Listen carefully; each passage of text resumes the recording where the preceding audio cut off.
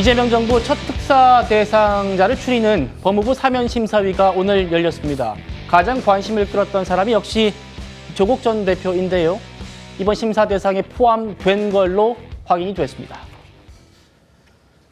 조국 전 대표가 특사 명단에 포함되어 있다는 기사가 사실이라면 정부는 굉장히 잘못한 것이라고 우리는 강력하게 규탄을 합니다. 광복절 특사가 민생사범을 중심으로 국민 통합과 화합에 긍정적인 효과를 끼칠 수 있는 인사를 사면 대상으로 해야 함에도 불구하고 국민적 불안과 우려가 큰 지탄의 대상이었던 조국 대표를 포함을 시켰다는 것에 대해서 국민과 함께 분노합니다. 2시에 사면위원회가 열리는 것으로 알고 있습니다. 일단 사면위원회가 열리고 나서 어떤 그 사면 대상들이 있는지는 알 수 있겠고요. 그리고 국무회의를 거쳐서 사면 대상들이 의결이 되고 난 이후 공식 발표를 하게 됩니다. 그 과정에는 최종적인 대통령의 사면권 행사에 대한 결심이 있게 되는데요. 그때까지는 저희도 최종적으로 알긴 어렵고. 최 의원님, 제가 청와대 출입도 해보고 법조 기자도 했는데 둘 다 사면 취재를 해봤거든요. 그런데 대통령실이 뭐 저렇게 아직 결정된 거 없다고 해도 조국 대표가 사면 심사 대상에 올랐다 이 자체로 그때 이미 대통령실과 법무부가 조율을 다 끝낸 상태입니다.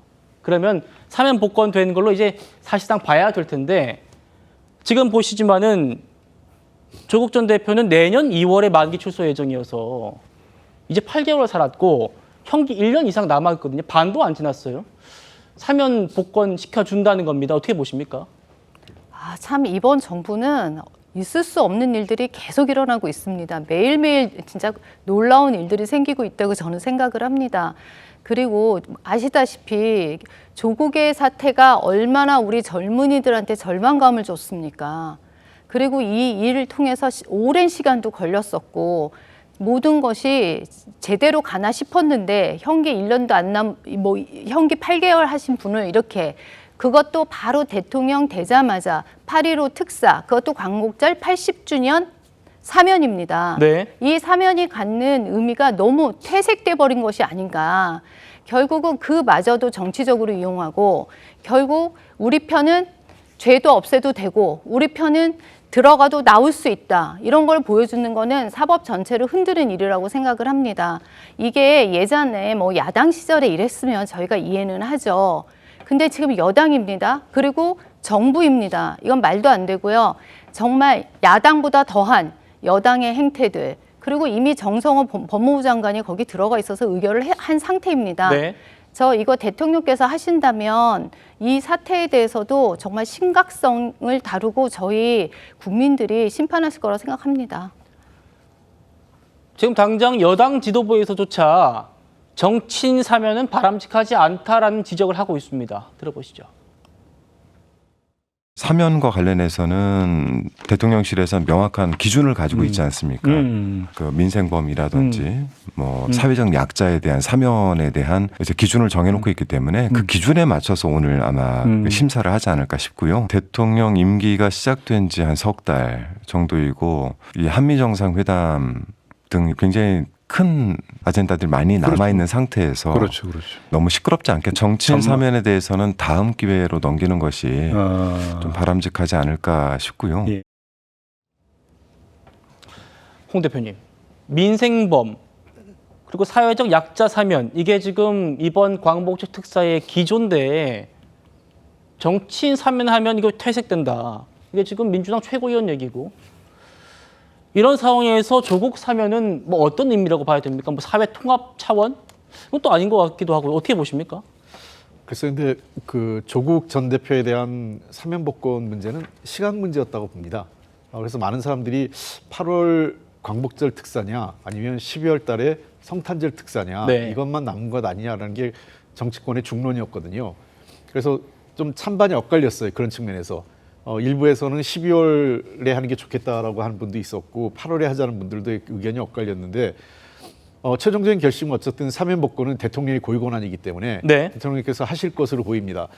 일단은 법무부 그 사면위원회에서는 이거 심사를 해서 대통령에게 올린 상태이기 때문에 대통령께서 심사숙고할 것으로 보고요. 아마 여론을 수렴해 가면서 또 여러 가지 그 사면 복권 대상자에 대한 형평성 문제도 맞추실 거로 봅니다. 그런 측면에서 저는 이제 가장 큰 왜 그러면 조국 장관 전 대표를 포함시킨다면 어떤 의미가 있을까라고 생각하면 물론 조국 전 대표가 일부 법을 위반한 것도 있고 국민적 감정에 그 맞지 않는 부분도 있었지만 당시에 많은 사람들의 중론은 상대적으로 이 지은 죄나 그런 거에 비해서는 너무 과도하게 수사를 받고 그 부부가 다 구속되는 초유의 일이 벌어졌지 않느냐 이런 그 평가도 좀 있었습니다. 네. 그런 측면에서 지난 시기에 검찰의 과잉 수사 그리고 정치 보복적 수사에 대해서 바로잡는다는 차원에서 조국 전 대표에 대한 문제를 아마 그런 차원에서 그 검토를 했고 대통령께 건의가 올라간 것으로 보입니다. 알겠습니다. 이재명 대통령이 최종 결심이 남았다고 합니다만 사실 이미 조국 전 대표가 얼마나 지금 논란이 많은 케이스인데 이거를 지금 사면 심사 대상에 올렸다는 건 사실상 해주기로 했다, 마음 먹었다 이렇게 보는 게 지배적이긴 합니다. 이재명 대통령이 이렇게 마음 먹은 배경이 결국 조국 혁신당과 그리고 특히 지금 보고 계시는 문재인 전 대통령의 요구가 크게 작용했다는 분석입니다.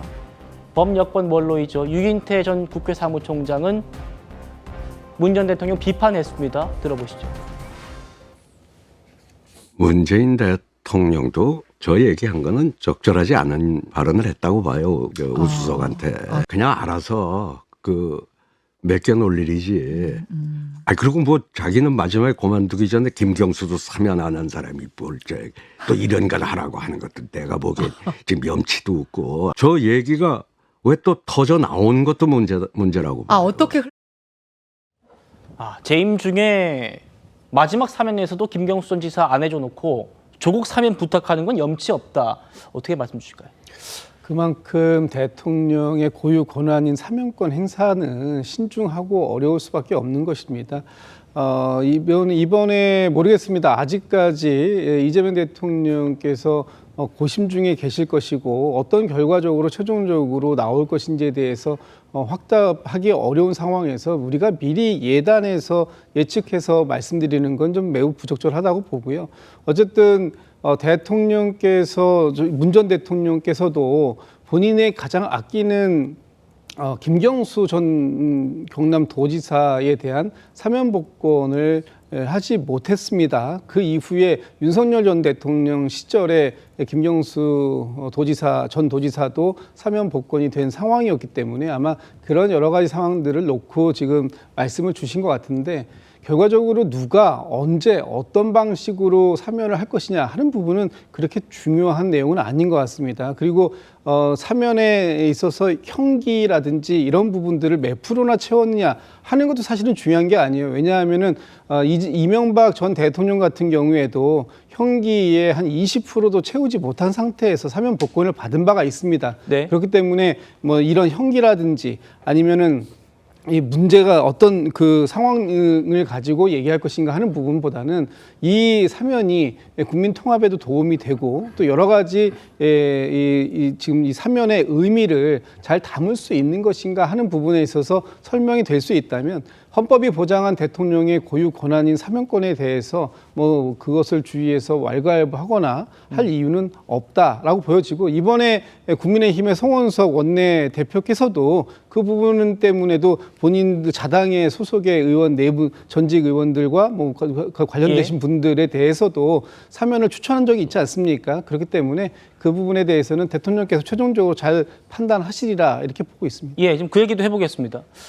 또 다른 관심 인물은 바로 검찰이 이재명 대통령의 이 불법 대북 송금 혐의 공범으로 지목한 이화영 씨입니다. 최근에 스스로 사면 복권해달라고 이렇게 요청도 했는데 이번 심사 대상에서는 빠진 걸로 확인이 됩니다. 이번에는 사면 못 받아요. 다음이요. 그리고 또 다른 사면 대상자로 지금 조희연 전 서울시 교육감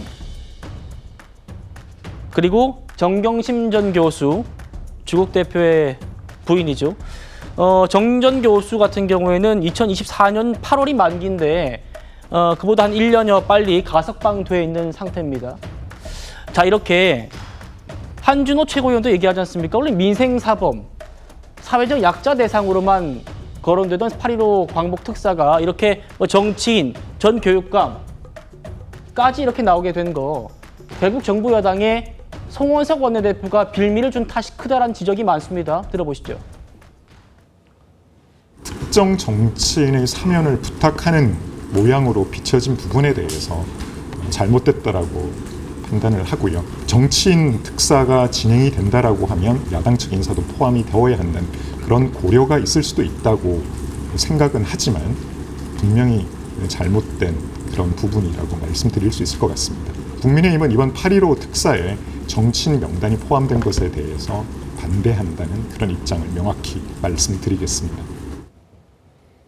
호 대변인. 네. 국민의힘이 이러니까요. 저렇게 야권 정치인 명단 보내고 이렇게 눈웃음 이모티콘도 보내고 결국 국민의힘이 조국 전 대표 사면 명분 만들어준 것 아니냐. 지금 와서 이 명단 철회한다고 무슨 의미 있느냐. 이런 지적들이 많습니다. 네. 비판을 감수해야 된다고 생각합니다.